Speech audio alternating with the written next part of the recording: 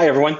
Thought I would share a pretty simple yet useful tool that we have come up with that we work with our clients at Innovate with. This tool is called the DOS tool. We actually got this from Strategic Coach. My business partner and I have been involved with that program, and they had a framework for this tool that they recommended that we customize for our particular clients to best suit their needs. And so DOS stands for dangers, opportunities, and strengths. And so what we tried to do was think about what are some of the most common of each of those that come up in our conversations and in the work that we do with our customers. And so this worksheet is intended to be sort of a thinking exercise to get us thinking through what are the dangers, what are those opportunities that we can create out of those dangers, and then what are our strengths also, right? And so a lot of times that helps us to really understand where we can make the biggest impact and where we need to focus our effort and attention on really trying to drive results. And so thought I would take a few minutes, just walk you guys through some basics of this worksheet.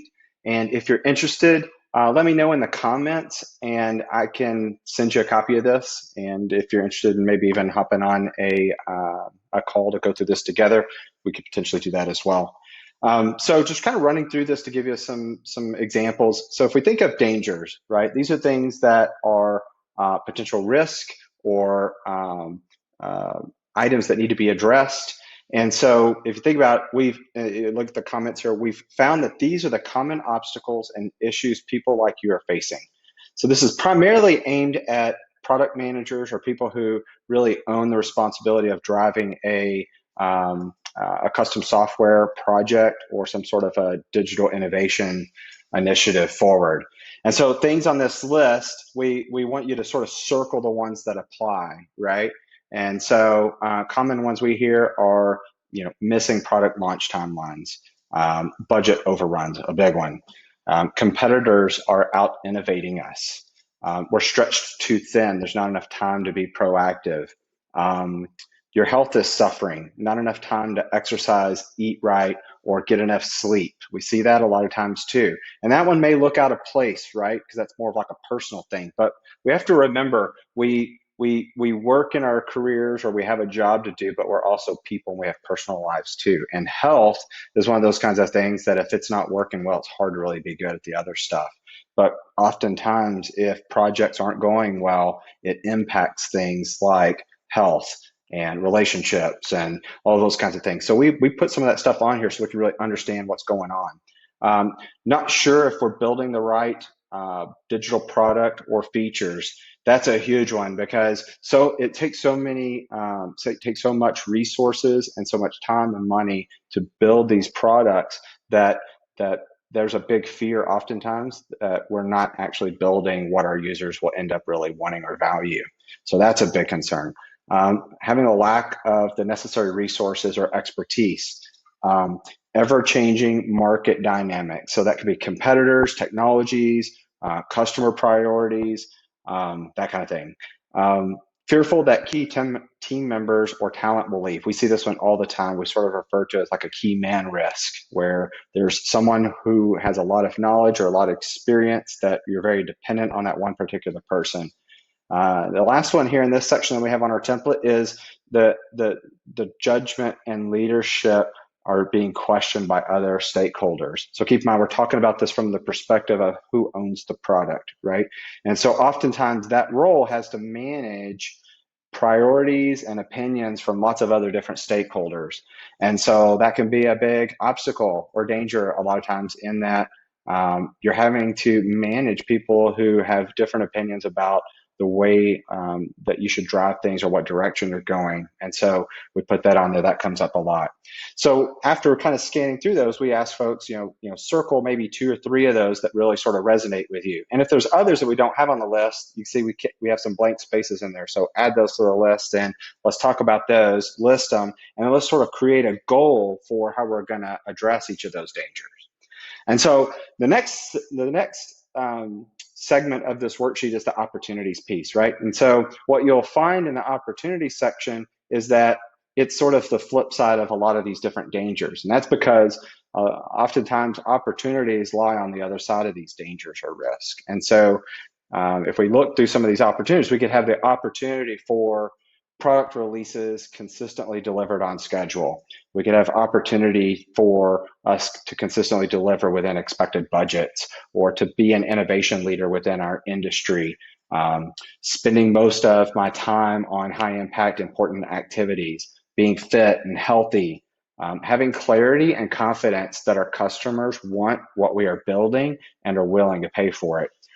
Have ready access to top talent and expertise needed to execute on my business objectives.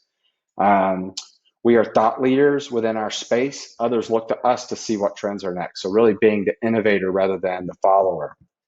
Another one here that comes up a lot is our talent dependencies are spread among several different resources. No single bottleneck or single point of failure. And then the last one that we have here is an example of something that could be a possible opportunity is having senior leadership has a great faith in decisions and leadership. I'm viewed as a value creator within our organization, right? So that's the opportunity section. Again, let's identify which of those 3 opportunities sort of resonate or seem to stand out the most, and then let's set a goal around that, right? And then the last section here is strengths. So, assessing your strengths and really thinking about what you have to work with, it builds confidence. And so that's really important when you're taking on these kinds of projects. So if you look at the instructions here at the top of this section of the worksheet, so it says you have many talents, capabilities, and skills that you'd like to reinforce and maximize. Circle those that best represent you and add others if necessary. So again, these aren't hard and fast. These are examples of ones that we think come up pretty common. And so feel free to add to these if you need to for yourself. So potential strengths: strong, supportive family, great kids, great ideas and perspective on how to better serve clients within our industry, good health, a great reputation within our industry, huge strength, great clients. Another strength potentially could be a leadership team that has interest in digital innovation. That's a huge strength. That's a great asset. Some organizations really struggle with that. Another option is worldwide community of peers and friends within the industry. So think your network, your personal resources and relationships. Next could potentially be very persuasive, good influence skills, right? So remember, this worksheet is designed to think of this from the individual's perspective, not necessarily from the organization's perspective. Strong technical knowledge, maybe.